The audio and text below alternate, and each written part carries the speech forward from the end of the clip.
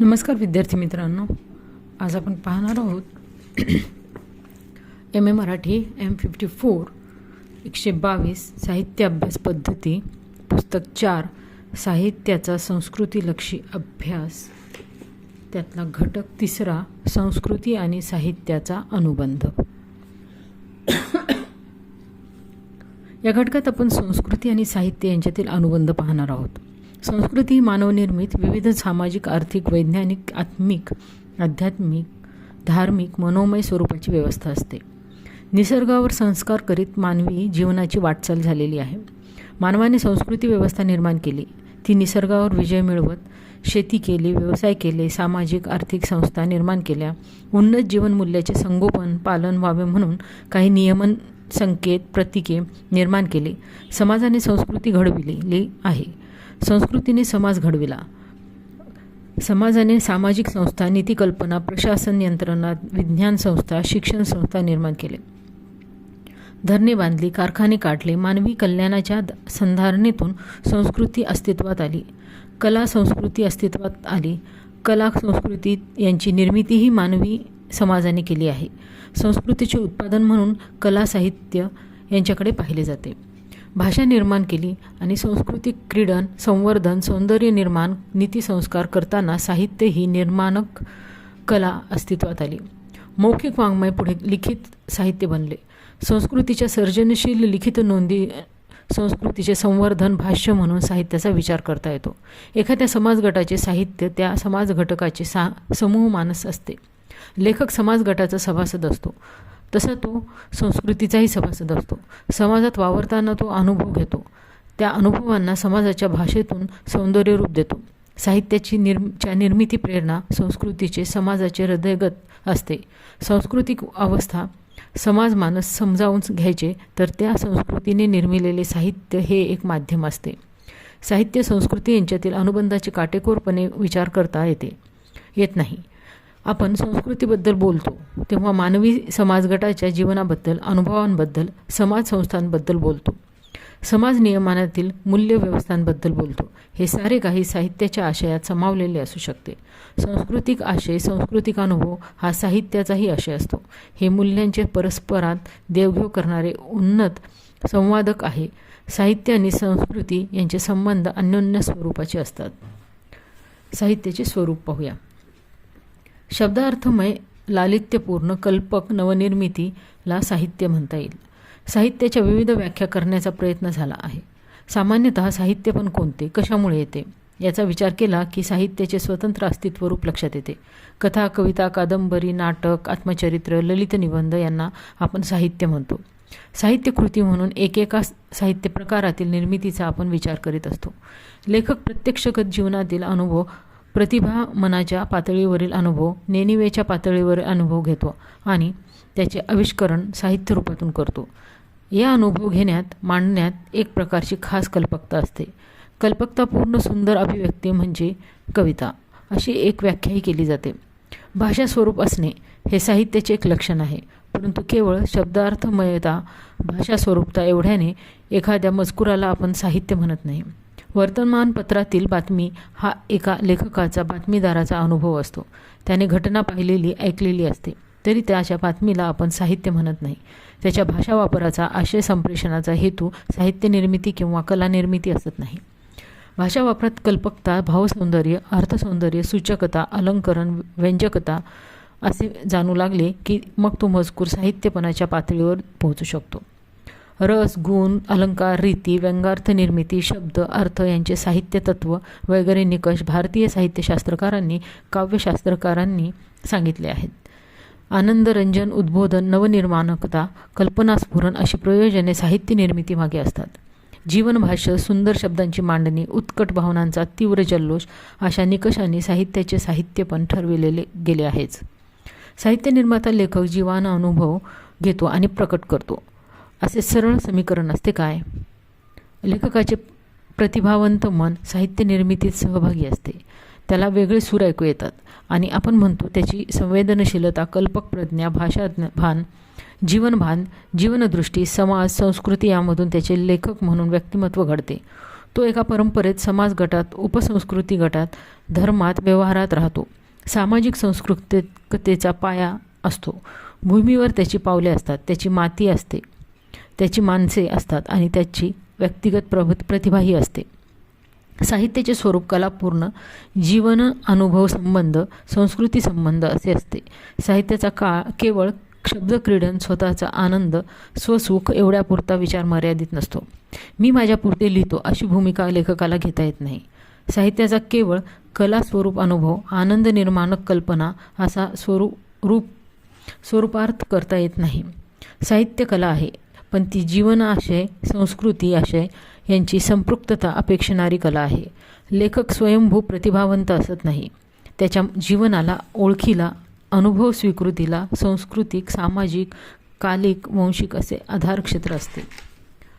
भाषा, रूपबंध, सौंदर्य, आविष्कारकता, भावोत्कटता, भव्य, उदात्तता, वास्तव सन्मुखता, कलात्मकता अशा गुणलक्षणांची साहित्याकडून अपेक्षा केली जाते.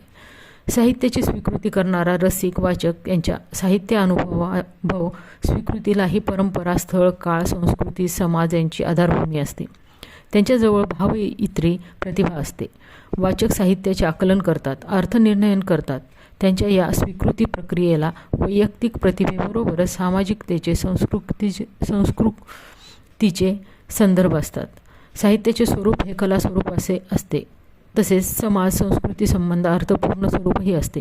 साहित्याचा आशय हेतू बहुधा सौंदर्य, समाज आणि संस्कृती यांच्यात गुंतलेला असतो.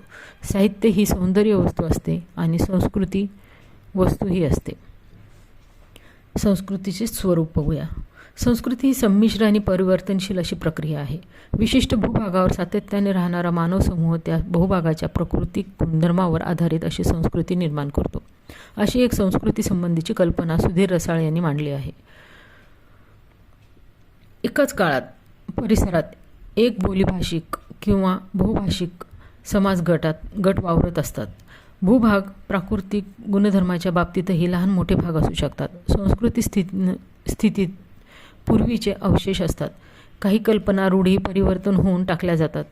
काहींची नवी भर पडते. काही गटांचे सांस्कृतिक वर्चस्व असते. ते आपल्या मूल्य, कल्पना, सत्ता इतरांवर लादत असतात. काही प्रक्रिया करून समाजधारणा, जगण्या वागण्याची संकेतचिन्हे, प्रतीक घडवत राहण्याचे सांस्कृतिक चालित राहते, गतिमान बनते. जीवनदृष्टीच्या बाबतीतही असे घडू शकते. विविध विचारधारा एकाच काळात विशिष्ट प्रदेशात मान्यता पावलेल्या असतात.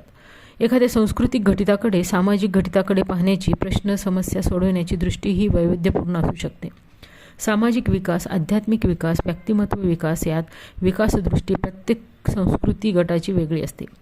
वृक्षपूजा करणारे समाज गट जसे असतात तसे वृक्षतोड करून महामार्ग उभारणारेही असतात. पर्यावरण संरक्षण हे लक्ष्य असलेल्या हरित पार्टीसारख्या राजकीय विचारधारा विकासाचा अर्थ कसा लावतील?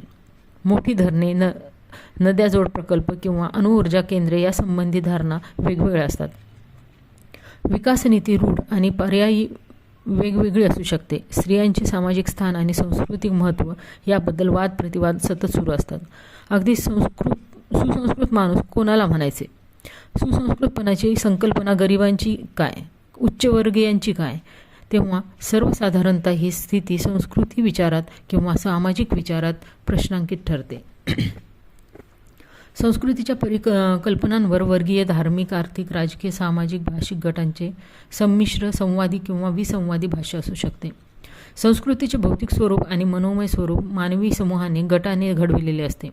संस्कृती ही संकल्पना आदर्श, अपेक्षित, आकांक्षित अशा उच्च जीवनमूल्यांची, नैतिक मूल्यांची मागणी करणारी, कृती करणारी, ते थेट निष्क्रिय राहणाऱ्या व्यवस्था आणि व्यवस्था रचनांची, संबंध कल्पनांची, समूह मते, मतांतरांची वीण असते. संस्कृतीचे बहुजन जिन्सीपण म्हणूनच संमिश्र अवस्थेचा निर्देशक ठरते. संस्कृती मानवनिर्मित संरचना असते असे आपण जेव्हा बनतो तेव्हा समाजगट त्यात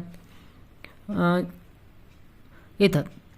जगण्या वागण्याच्या या रीतीभाती, मूल्यविवेक, प्रथा, परंपरा, सण, उत्सव, जीवनदृष्टी, कपडे लत्ते, व्यवसाय, अर्थव्यवस्था, समाजव्यवस्था, शिक्षण व्यवस्था, सत्ता व्यवस्था इत्यादी संबंधीचे संकेत, दंडक संस्कृतीत समाविष्ट असतात.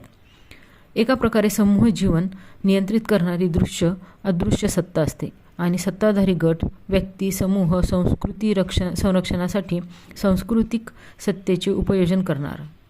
खाणे, पिणे, राहणे, वागणे, विचार करणे, न करणे अशा कृतीवरही बंधने येऊ लागतात. सांस्कृतिक गट आणि व्यक्तीचे स्वातंत्र्य यांचे नाते काय असते? स्त्री पुरुषांना विशिष्ट संस्कृती गटामध्ये समत्वाने वागवले जाते की भेदभावाने? हे संस्कृती का समाजशास्त्र या लेखात पुढील कविता उद्धृत केलेली आहे. एक थोर मंगलमाता की कविता देखिए, सुनिए, जे.ई. सुनिए. ही कविता इथे दिलेली आहे. एक स्त्री मुक्त हुई, कितनी मुक्त हूँ मैं रसोई घर की ऊब से, भूख की गिरफ्त से. रसोई घर के खाली बर्तनों की चिंता से, छाता बनने वाले बेईमान पति से. अब मैं शांत हूँ और सुखी भी. वासनाएं और घृणाएं मर गई है.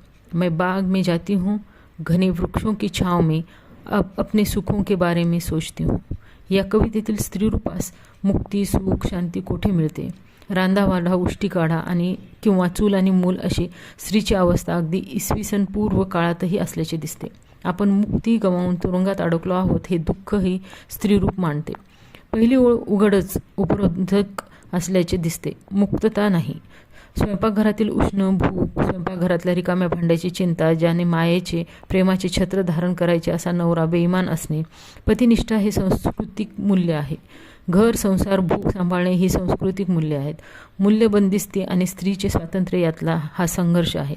संस्कृती मूल्य, समाज मूल्य किंवा दंडक, नियमक, नियंत्रक याबद्दलच्या कल्पनांना, रूढी परंपरांना धक्का देणारी स्त्री या कवितेतून बोलते आहे. अखिल स्त्री जातीच्या मुक्तीबद्दल बोलते आहे. तिला सुखाचा विचार करायला घनदाट वृक्षांच्या सावल्यांमध्ये जावे लागते. समिष्टीपासून घर, संसार, नवरा, मूल्यकल्पना, रूढी परंपरा यापासून तिला सुटका करून घ्यायची आहे. अशीच दुसरी एक कविता लेकी विष्णू थोरे यांची दिलेली आहे. यातही त्यांनी लेकीची बद्दलच्या भावना व्यक्त केलेल्या आहेत. स्त्रीरूपाने मर्यादा, मान सांभाळून राहावे, गृहस्थ जीवन कीर्तिमान करावे, अपेक्षांचे ओझे लादणारी ही जीवनदृष्टी परंपरागतबद्ध स्त्रीविषयक दृष्टिकोनाने भारावलेली आहे. संस्कृतीचे प्रमाणके काळानुरूप बदललेली असतील असे नाही. संस्कृती व्यवहारात साऱ्यांचे नियमन, आचार, विचार उच्च मूल्यांच्या अपेक्षापूर्तीचे आलेले नसतात. संस्कृती संरचना, मूल्यदृष्टी, उपसंस्कृती व्यवस्था या सर्वांमध्ये आदर्शांचे अनुसरण असत नाही. संस्कृती सत्व हे उदात्त उच्च कोटीचे जीवन जगण्यासाठी दिशानिर्देशक देणारे असते. पण जर मानवी सद्भाव, अस्तित्व धोक्यात येत असेल तर हे दिशानिर्देशक दंडक, शोषणाची, दमनाची यंत्रणा बनते. संस्कृतीचे स्वरूप हे काळानुरूप, परिस्थितीनुरूप बदलत असणे आवश्यक ठरते. असत, त्याज्य, स्वीकृत, सुंदर, कुरूप, दमन, मुक्त असे टोकाचे विरोध संस्कृती प्रक्रियांमध्ये असू शकतात. म्हणून संस्कृती सापेक्ष मूल्ये परिवर्तनशील मानली पाहिजेत. संस्कृतीच्या उत्क्रांतीची रूपाची चिकित्सा होणे गरजेचे असते. संस्कृती, मूल्ये, धारणा यांची चिकित्सा व्हावी लागते. काळ, प्रदेश, परिस्थिती, राजकीय सत्तांतरे, स्थलांतरे, क्रांती, माध्यमे, वित्तीय संबंध, सामाजिक संरचनामधील परिवर्तने, ज्ञान, विज्ञान, तंत्रज्ञान, कला, साहित्य आणि परिवर्तनशील जीवनव्यवहार, बदललेल्या पिढ्या या सर्वांचे प्रभाव सातत्याने होतात. म्हणून संस्कृतीची परिवर्तनशीलता महत्त्वाची ठरते. संस्कृतीमध्ये देवघेव होऊन नवसंस्कृती अस्तित्वात येऊ शकतात. संस्कृती संघर्ष आणि संस्कृती संकर या वस्तुस्थितीचा विचार संस्कृती संवारूपाच्या अनुरोधाने करावा लागतो. उदाहरणार्थ आर्य अनार्य संस्कृती संघर्ष किंवा इंग्रजांची संस्कृती आणि स्थानिकांची संस्कृती यांच्यात संघर्ष प्रसंग आलेले दिसतात. शहरी संस्कृतीचे आक्रमण कृषी संस्कृतीवर चाल करून आल्याचे दिसते. धर्मसंबंध संस्कृतीमध्ये संघर्ष झालेले दिसतात. भौतिक घटनांचे आघात, अपघात स्थानिक संस्कृतींना विचलित करीत असतात. गतिमान, परिवर्तनशील, संघर्षशील, अनुसरणशील, बहुसंस्कृतिकता, बहुभाषिकता, संकर सिद्धता, संवादी, विसंवादी अशा संस्कृतीची बहुविविधता विचारात घेणे क्रमप्राप्त ठरते. संस्कृतीचा गाभा हा सामान्यतः मूल्यात्मकतेचा, आदर्शाचा, प्रमाणकांचा मानला जातो. आविष्कारात्मक भाग प्रतिकार निर्मितीशी नाते सांगणारा असतो. प्रत्येक संस्कृतीची एक अमूर्त किंवा मानसिक पातळीवरील सुप्त संस्कृती व्यवस्था असते. या नियमनांचे प्रत्यक्ष जगताना उपयोग होतात. प्रत्यक्ष जगणे हे समाज संस्कृती यांच्या सुप्ततेला दिलेला प्रतिसादात्मक कृती न कृतीपर असे असते. जगण्या वागण्याची, विचार करण्याची शैली, कल्पना, धारणा, आचारप्रणाली वगैरेंचे प्रतिबिंबन साहित्यातून होते असे म्हणता येईल. संस्कृती व्यवहारातून, आकलनातून, अर्थनिर्णयातून साहित्य संस्कृतीचे अंगभूत अस्तित्व ठरते. संस्कृती व साहित्याचे हे अनुबंध पुढीलप्रमाणे दिसतात. पहिले संवादी संबंध. संस्कृतीचा सौंदर्यात्मक, मनोविकासात्मक, मनोविधानात्मक भाग म्हणून साहित्य निर्मितीकडे पाहिले तर असे संबंध संवादी ठरतात. जे म्हणून काही सांस्कृतिक, सामाजिक तत्व आहे त्यांचे अनुसरण करणे अशी ही प्रक्रिया संभवते. त्यात अनुकृतीचा, आशय स्वीकृतीचा भाग असतो. अशा तऱ्हेच्या साहित्याचा भाग अधिक असतो. परंपराप्रिय आणि अनुकरणशील साहित्य संहिता सांस्कृतिक परंपरांचे प्रतिबिंबन ठरतात. जीवनदृष्टी, अभिव्यक्ती पद्धती, आशयद्रव्य वगैरेंची चिकित्सा अशा साहित्यात फारच क्षीण असतो. विशिष्ट काळात विशिष्ट सांस्कृतिक जाणीव प्रभाव गाजवते. अशा प्रभावी सांस्कृतिक जाणीवांच्या दबावांच्या साहित्य संस्कृती संवादी बनते. साहित्याच्या परंपरेत एखादे साहित्य लेखक साहित्य परंपरेची नेतृत्वाची धुरा सांभाळतात आणि मग अशा नायकांना, युगकर्त्यांना अनुसरणारे साहित्य एका विशिष्ट परंपरेचा भाग बनते. अर्थात यात त्या लेखकांचे म्हणून काही वैयक्तिक संवेदन, कलात्मक विशेष, प्रतिमा आणि योगदान असू शकते. प्रवृत्तींचे असे अनुसरण असू शकते. उदाहरणार्थ, कल्पित गोष्टी लिहिणाऱ्यांचा उद्देश लोकांच्या रीतीभाती, त्यांची धर्मसंबंधी मते, राज्य प्रकरण, अभिप्राय, त्यांचे पोशाख, लढण्याची रीती, त्यांच्या विचारसरणी वगैरेंचे वर्णन करण्याचा असला पाहिजे. ती केव्हाचीही असोत, त्यांच्या वेळेची किंवा पूर्वीच्या वेळेची, तसेच गोष्टींच्या स्थळांचे वर्णन केले पाहिजे. मनुष्याचा स्वभाव सांधीकोंदीतून शोधला पाहिजे. सारांश, कवी हा एक इतिहासकार आहे. येथे रीतीभाती, धर्मसंबंध, मते, राजकीय भूमिका, पोशाख, युद्धपद्धती, विचारसरणी, प्रदेश, मनुष्य स्वभाव यांचा उल्लेख आहे. हे तपशील सांस्कृतिक आविष्करणाचे आहेत. कादंबरीकाराने कल्पित गोष्टी लिहिणाऱ्याने या तपशिलांची दखल घ्यावी अशी ही अपेक्षा आहे. संस्कृतीचे यथातथ्य चित्रण येथे अपेक्षित आहे. शिवाय कल्पिताचा एक भाग लक्षात घेतला आहे. आता नारायणराव आणि गोदावरी दुःख पर्यायवासीय कल्पित कादंबरी आहे. या कादंबरीची प्रस्तावना बहुतेक कादंबरीतल्या मुख्य पात्रे फार उच्च प्रतीची असल्यामुळे त्या पात्रांच्या रीतिस्थितीतही फार उच्च प्रतीच्याच आहेत. त्यांच्यातही संसारात घडणारे अनेक चमत्कारिक प्रसंग घडून येतात. त्यांचे वर्णन कादंबरीद्वारे करावे हाही प्रस्तुत कादंबरीचा एक हेतू आहे. कल्पित कादंबरीच्या वाचनापासून लोकांचे मनोरंजन होऊन त्यांची मते अनितीच्या मार्गाकडून परावृत्त होऊन नीतीच्या मार्गाकडे वळावेत या हेतूने आपल्यातील बहुतेक कादंबऱ्यात शेवटी सदाचारी मनुष्याचा उत्कर्ष व दुराचार्याचा अपकर्ष झाला असे दाखविले जाते. ते गैर आहे असे माझे बिलकुल म्हणणे नाही, परंतु जगातील व्यवहारात सर्व काळ असे घडून येतेच असा नियम नाही. दुराचारी मनुष्याचा उत्कर्ष व त्याच्या दुराचरणापासून सदाचारी मनुष्याचा अपकर्ष व नाश झाला किंवा दुराचारी मनुष्यापासून सदाचारास फार मोठे दुःख भोगावे लागून शेवटी सदाचारी व दुराचारी यांचा बरोबरच नाश झाला, अशा गोष्टीही शेकडो वेळा घडून आल्या आहेत. तेव्हा जगातील व्यवहारात घडणाऱ्या गोष्टींचे चित्र व जर कादंबरीच्या रूपाने लोकांस दाखविणे आहे तर त्यात जशा गोष्टी घडल्या असतील तशाच कसे खोटे आरोप येऊन कसे भयंकर प्रसंग गुजारतात व त्यापासून त्यांचा नाश करत होतो इत्यादी गोष्टीचेही वर्णन समयाविशेषी केले पाहिजे. या गोष्टीकडे लक्ष देऊन प्रस्तुत कादंबरीची रचना केली आहे. हिच्यातील प्रत्येक पात्राच्या आचरणापासून मानवी स्वभावाचा चांगला किंवा वाईट असा खुबीदार मसाला दिसून येईल अशी आशा आहे.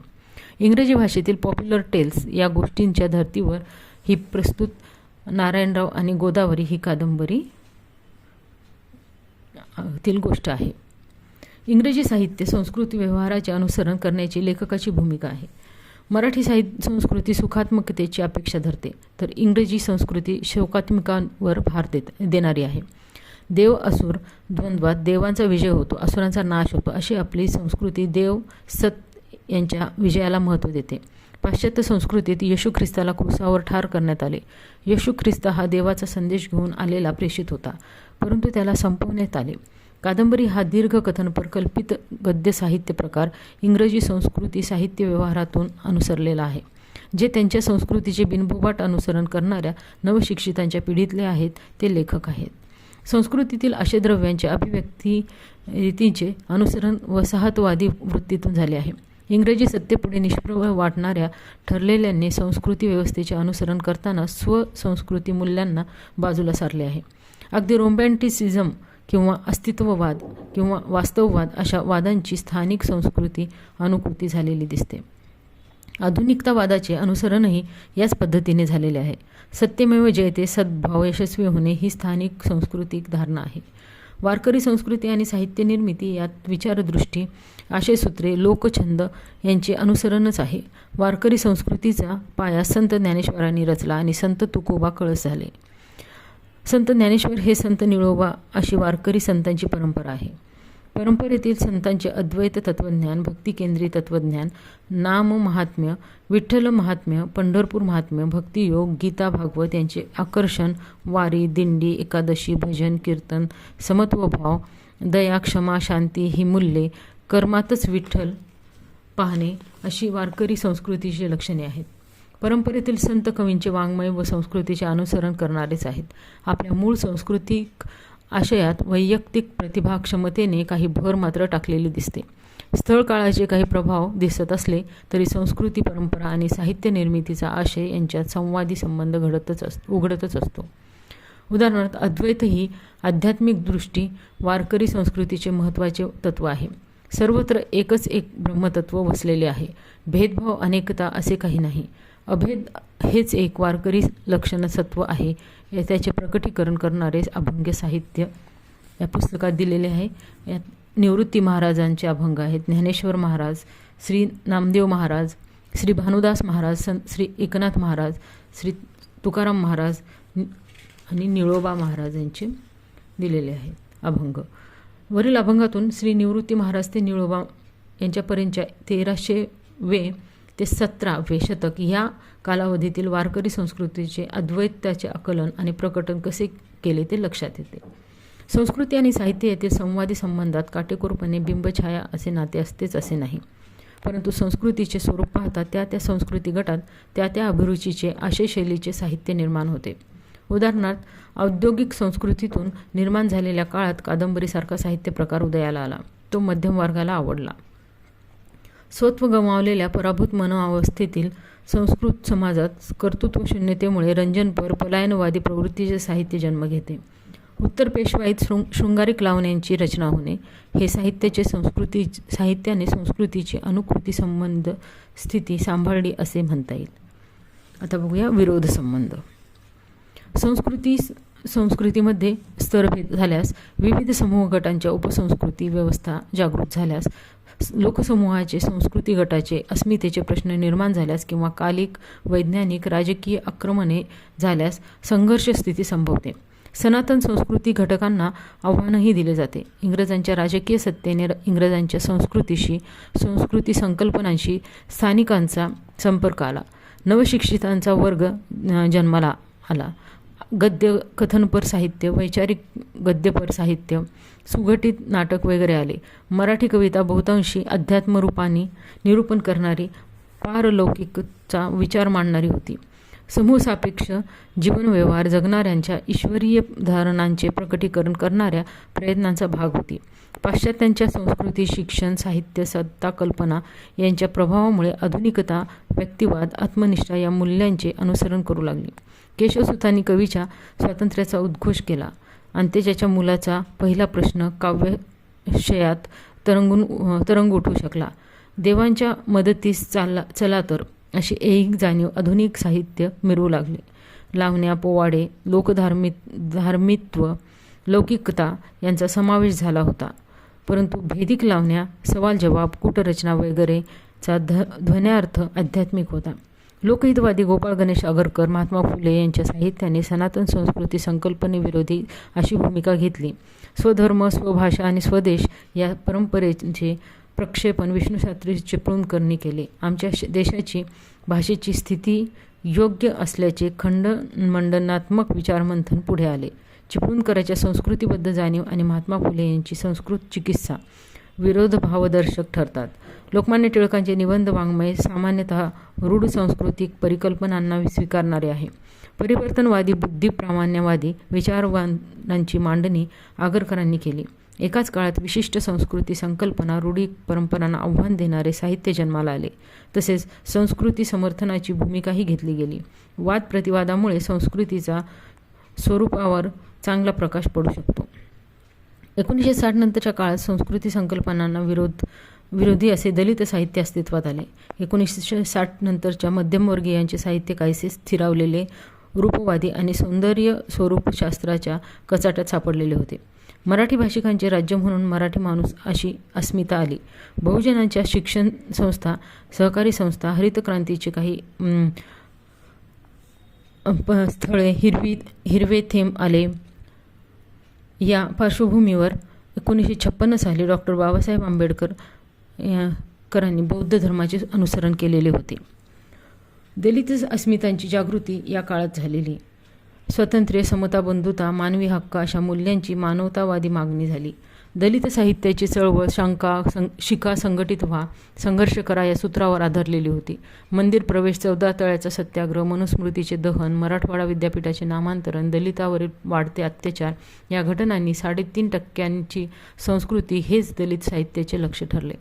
जाती, संस्था, अस्पृश्यता, अन्याय, दारिद्र्य, धार्मिक मानवी अवहेलना ज्या संस्कृती संस्था, उपसंस्था, व्यक्तिसमूह, जाती, गट देत होत्या त्यांचा प्रतिकार करण्यासाठी वेदना, विद्रोह व साम्यक क्रांतीचे साहित्य म्हणून दलित साहित्य प्रखर संस्कृती संघर्ष करू लागले. मध्यमवर्गीय मराठी संस्कृतीला आणि साहित्यालाही दलित साहित्याने सामूहिक दलित संवेदनातून धक्के दिले.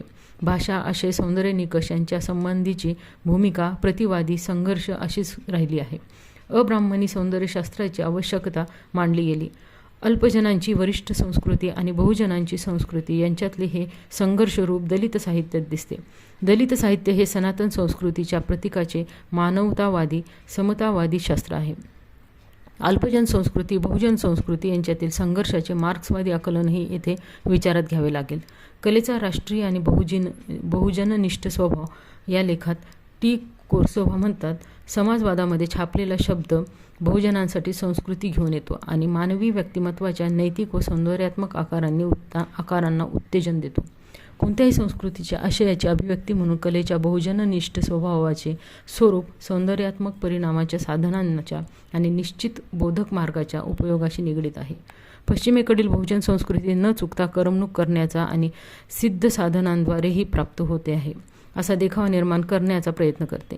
बुर्जुआ कलाकृतींच्या तथाकथित बहुजन संस्कृतीच्या नायकाचा स्वभाव आणि समाजवादी संस्कृतीच्या कलाकृतीला प्रारंभ आशयापासून होतो. आकृतिबंधापासून, बाह्य स्वरूपापासून, रीतीपद्धतीपासून होत नाही. नायक कसा पाहतो, दिसतो किंवा आपल्या मुठींचा उपयोग तो किती प्रमाणात करतो यात ही वस्तुस्थिती नाही, तर कोणते सामाजिक व राजकीय आदर्श नायकात अंतर्भूत आहेत यात ही वस्तुस्थिती आहे. बहुजन संस्कृती हे तंत्रविज्ञानाचे युग अपत्य आहे असा विचार करणेही चुकीचे आहे. या घटनेचे ऐतिहासिक मूळ लक्षात घेण्याची आवश्यकता आहे. समाजाच्या आत्मिक जीवनाच्या प्रकटीकरणाचा संबंध समाजाच्या भौतिक पायाशी आणि सत्ताधारी वर्गांच्या उद्दिष्टांशी, आकांक्षांशी व आदर्शांशी असतो. त्यांनी दर्शविले, ज्या वर्गाच्या हातात भौतिक उत्पादनाची साधने असतात तोच वर्ग परिणामांनी मानसिक उत्पादनाच्या साधनांवर नियंत्रण ठेवतो असे मार्क्स व एंगेल्स यांनी लिहिले. भांडवलशाहीतून उद्भवलेले संस्कृती आणि शोषित कामगारांची संस्कृती यातील हा संघर्ष आहे. वरिष्ठांच्या संस्कृतीला साहित्य समाजधारणांना नाकारणारे साहित्य विद्रोहाचे असते. दलित साहित्य किंवा स्त्रीवादी साहित्य, सत्यशोधकीय साहित्य हे मध्यवर्ती स्वयंघोषित मान्यता संस्कृतीला विरोध करते. महायुद्धोत्तर काळातील मराठीतील नवसाहित्याचे आशयाने क्षेत्र नव्याने पुढे घडविले आहे. जीवनदृष्टीतील आघात लेखकांच्या जीवनदृष्टीवरचे संस्कार ठरले. मानवी मनातले अंधारतळ, हिंस्रता, क्रौर्य, स्वार्थ नवकथा, नवकवितांमध्ये आले. विजय तेंडुलकरांच्या नाटकांचा आशय हिंस्रता, क्रौर्य यांचा शोध घेणारा बनला. संस्कृती आणि साहित्य यांच्यात आशय निवडीच्या बाबतीत विरोध संबंध असल्याचे दिसते. नियमोल्लंघनाचे हत्यार घेऊन संस्कृतीच्या स्थैर्याला पूर्वभागी आणते, विचलित करते. संस्कृती व्यवस्थांना धक्के देणारे साहित्य अंतिमतः सामाजिक न्यायाची भूमिका घेणारे असते. संकर संबंध. भिन्न संस्कृतीचा संकर होऊन नवी संकर संस्कृती अस्तित्वात येते. अशा तऱ्हेचे संस्कृती संस्काराचे साहित्यही विविध काळात जन्म घेते. संस्कृती व्यवस्था आणि साहित्य संकेत परस्परांना प्रभावित करतात. परक्या संस्कृतीशी स्वसंस्कृतीचे संलग्नीकरण होऊन परस्परांना प्रभावित करणारे साहित्य संभवते. भाषांतरे, रूपांतरे अशा साहित्याच्या बाबतीत संकर संबंध दिसतात. जेते आणि जीत यांच्यातल्या संघर्ष सरासरीने अशी रूपांतरे साहित्य संकर अस्तित्वात येतात. युरोपियन ज्ञान, साहित्य, संस्कृती यांच्या परिचयात्मक काळात आलेला भांबावलेपणा संकर संबंधाचे द्योतक ठरते. अधिमान्यता असलेल्या संस्कृतीकडून मोठी उसनवारी होऊ शकते, जे त्यांच्या संस्कृती साहित्य संकल्पनांना स्वीकार मोठ्या प्रमाणावर मिळू शकतो. अगदी नवगत अवस्था असताना आधुनिकता इंग्रजी युरोपियन संस्कृती संबंधी प्रस्थापित होताना आपल्याकडे साहित्याच्या बाबतीत, समाज व्यवहाराच्या बाबतीत मोठ्या प्रमाणावर घडले. आत्मसंतीकरणाच्या प्रक्रियेत पड खाल्ल्यास स्वसंस्कृती आणि साहित्य ही विशिष्ट देशी स्थानिकता यांचे स्वत्वही गमावून बसू शकते. कलम करणे, प्रकृतीवर संस्कार करणे, मशागत करणे हे संस्कृतीचे वाच्यार्थ घेतले तर स्वसंस्कृतीवर बाहेरचे संस्कार प्रयोग असे स्वरूप बनते. सुरुवातीच्या काळात शेक्सपियरच्या नाटकांचे मोठे ओझे प्रभाव मराठी नाटकांवर पडलेले दिसतात. पुढे इब्सनच्या नाटकातील नोरा हे स्त्रीपात्र स्थानिक संस्कृती लक्षण देऊन काही नाटकांमध्ये वावरत होते. परसंस्कृती संबंधाचे प्रसंग भाषा, साहित्य, कला, जीवनसारणी यांच्या रूपांतर घडवून आणत असतात. इंग्रजीतला सॅनेटसारखा रचनाप्रकार केशवसुतांनी मराठी वळणाने स्वीकारला. फारसी संपर्कातून गझल हा रचनाप्रकार माधव जुलियन यांनी स्वीकारला. पुढे सुरेश भटांनी गझल या लोकप्रिय कविता रचनाप्रकार म्हणून मान्यता मिळवून दिली. मंगेश पाडगावकर यांनीही गझलवर प्रयोग केलेले आहेत. फ्राईडच्या मानसशास्त्रातील अचेतन मानाची संकल्पना, कामभावविषयी दृष्टी यांच्या परिचयानंतर मानवी जीवन, व्यवहार, मानसिक व्यवहार यांच्याकडे पाहण्याचा नवा दृष्टिकोन प्रभावी झाला. निवेदन प्रकार म्हणून संज्ञा प्रवाहात्मक कादंबरीचा प्रयोग बासी मर्ढेकर यांनी रात्रीचा दिवसमध्ये केलेला आहे. सांस्कृतिक रूपबंध आणि आधुनिक जीवनाशय यांच्या संकर संबंधातून हयवदन, गिरीश कर्नाड, घाशीराम कोतवाल, विजय तेंडुलकर, लोककथा 78, रत्नाकर मतकरी, महानिर्वाण, सतीश आळेकर, विच्छा माजी पुरेकरा, वसंत सबनीस, नागमंडळ, गिरीश कर्नाड, 3 पैशाचा तमाशा, पु ल देशपांडे अशी नाटके मराठी रंगभूमीवर आलेली आहेत. जीवनाच्या वेगाचे परिणाम साहित्य रूपांवर कसे होतात हे ते नाटकांच्या स्वरूपात वर कळते. नाटक हे सामान्यतः शेतकरी मध्यमवर्गीय, शहरी मध्यमवर्गीयांचे दर्शन क्षेत्र. शहरीकरणामुळे काम, काळ, वेग यांचे गणित बदलले. शहरी संस्कृती घड्याळाच्या काट्याला बांधलेली असते असे म्हणतात. संगीत नाटकांचे प्रयोग नाट्यदर्शनापेक्षा संगीत श्रवणासाठी प्रसिद्ध होते, लोकप्रिय होते. महानगरात व शेजारी उपनगरे वाढली. वेळेचा संकोच झाला. संगीत नाटकात पदे ऐकणाऱ्यांना अखेरच्या गाडीचे वेध लागले. वन्स मोरचे लाड कमी झाले. गद्य नाटक उरले. 3 अंकाचे नाटक 2 अंकावर अडकळू लागले. जीवनपद्धतीतले हे सांस्कृतिक बदल साहित्य, कला यांच्यावर कसे होतात हे यातून दिसते. संस्कृती संगम होऊन साहित्य निर्मिती होऊ शकते. महानगराची संमिश्र संस्कृती, भाषा, जीवन राहटी, दृष्टी, विविध दूरचित्रवाणी वाहिन्या, इंटरनेट यासारखी माध्यमे ठरली. ती जागतिकीकरणाची प्रक्रिया, सांस्कृतिकता, बहुसांस्कृतिक अस्तित्व, बहुसांस्कृतिक संपर्क ही आजच्या महानगरातील वस्तुस्थिती आहे. Electronics, gadget, Facebook, internet, apps, चेहरा, पुस्तक, मोबाईल, स्काईप या केवळ शब्दोच्चारणाबरोबरच जागतिकीकरणाचे संमिश्र उच्छेदी आवाज गर्दी करू लागतात. नवोत्तर या नावाचा साहित्यप्रवाह या जागतिकीकरणाच्या संकर संस्कृतीची अभिव्यक्तिरूपे साहित्यातून मांडतो आहे. ही सारी प्रक्रिया आभासी असून मनुष्यता रद्दबातल करणारी आहे, जोडणीऐवजी विखंडित अस्तित्वाची आहे असा आशय मांडू पाहत आहे. महायुद्धोत्तर काळातील संस्कृती साहित्याची उत्क्रांती, क्रांती जागतिकीकरणाच्या प्रक्रियेपुढे क्षीण ठरावी अशी गतिमानता अनुभवता येते. संस्कृतीची एकात्मता, सेंद्रियत्व, संपूर्णत्व, स्वायत्तता, एकसंगता, एकाग्रता, एककेंद्रित्व आता संपलेल्या अवस्थेत आहे. महाकथांचा हा काळ नाही. धीरोदत्त नायकांचा पराक्रमदर्शक काळही नाही. एटू लोकांचा देश, माडू लोकांचा देश अशी वैश्विक जाणीव आहे. महाकथनाच्या आशयविश्वात शिरण्याइतपत स्थिरता, एकाग्रता, संयम असे काही नाही. नाहीचे हे उद्वेगी, संवेदनाबधीर अनेक स्वर, सूर, ताल, बेताल आहेत. मतमतांचा गलबला, भौतिक चमकदार जगण्याचे आकर्षण, तात्कालिक सुखे, इंद्रिय सुखे यांची हाव असणारी संकर संस्कृती अस्तित्वात येत असली तरी साहित्याच्या आशयात मानवी संवेदना, उच्च जीवनमूल्य, विश्वात्मक भाव असे सारे खरे सुसंस्कृत येत असते. विध्वंसनापेक्षा सर्जकतेवर, सौंदर्यावर आणि मानव्यावर लक्ष केंद्रित करणारे साहित्य या उलथापालथीला सावरू शकते. आणीबाणीच्या काळात संस्कृतीतारक भूमिका साहित्य, कला यांनाच घ्यावी लागते.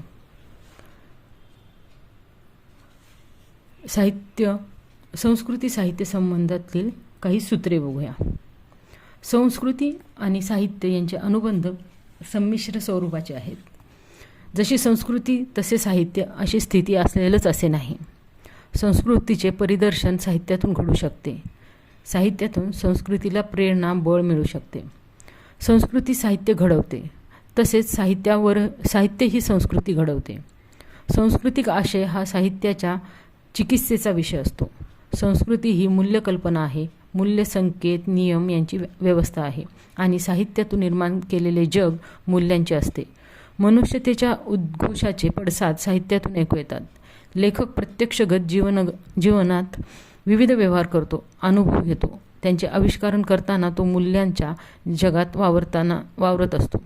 संस्कृतीतून पोटसंस्कृती असतात. लहान मोठे समूह, समाजगट असतात. संस्कृतीचे बहुजिनसीपण लक्षात घ्यावे लागते. संस्कृतीची आंतरिक स्वायत्तता साहित्यातून पूर्णत्वाने प्रकट होतेच असे नाही. महाकाव्ये, महाकथने संस्कृतीच्या संपूर्णत्वाचे दर्शन घडवू शकतात. भाषा हे संस्कृती संक्रमणाचे माध्यम आहे आणि साहित्याचेही माध्यम आहे. संस्कृती ही मानवनिर्मित, समाजनिर्मित प्रक्रिया असते. तशी साहित्य ही मानवनिर्मित, समाजनिर्मित, संस्कृती सापेक्ष निर्मिती आहे. साहित्याचे सौंदर्यरूप जीवनमूल्ये, साहित्यमूल्ये, सांस्कृतिक मूल्ये यांच्या आधारे समजावून घेता येतात. साहित्य हे संस्कृतीवरचे भाष्य म्हणून अस्तित्वात येऊ शकते. संस्कृतीशिवाय साहित्य अस्तित्वात येऊ शकत नाही. संस्कृती नाही असा मानव समाजगट अस्तित्वात असणार नाही. कोणती ना कोणती संस्कृती असतेच. सांस्कृतिक परिवर्तनाचे प्रभाव साहित्यावर पडत असतात. मानवी जीवन, अनुभव घेणारा, अनुभव घेण्याची पद्धती, अनुभव प्रकट करण्याची पद्धती या सर्वांवर सांस्कृतिक परिवर्तनाचे कमी अधिक प्रमाणात परिणाम होत असतात. एकंदरीत संस्कृती आणि साहित्य यांच्यातील संबंध अन्योन्य स्वरूपाचे मानले जातात. परंतु सूक्ष्मतेने विचार केला तर लक्षात येते की हे अनुबंध गुंतागुंतीचे आहेत. साहित्याचा आशय, अनुभव, दृष्टिकोन आणि मूल्ये हे संस्कृतीमधून आलेले असतात. संस्कृती साहित्याला आशयसूत्रे पुरवते. संस्कृतीत उच्च नैतिक मूल्यांची अपेक्षा गृहीत धरलेली असते. सत्य, शिवसुंदर ही जीवनमूल्ये संस्कृती मूल्ये साहित्याचीही मूल्ये असतात. प्रतिकात्मक पातळीवर सूचकतेने ज्या मूल्यव्यवस्थेचे निर्देश साहित्य देते ते संस्कृतीतूनच उद्भवलेले असतात. संस्कृती आणि साहित्य यांच्यातील अनुबंध संवादी, विरोधी किंवा संकर स्वरूपाचा असतो. संस्कृती आणि साहित्य हे परस्परांना प्रभावित करतात हे आपण या घटकातून समजून घेतले आहे. प्रत्यक्ष साहित्याच्या आस्वाद आकलनातून या संबंध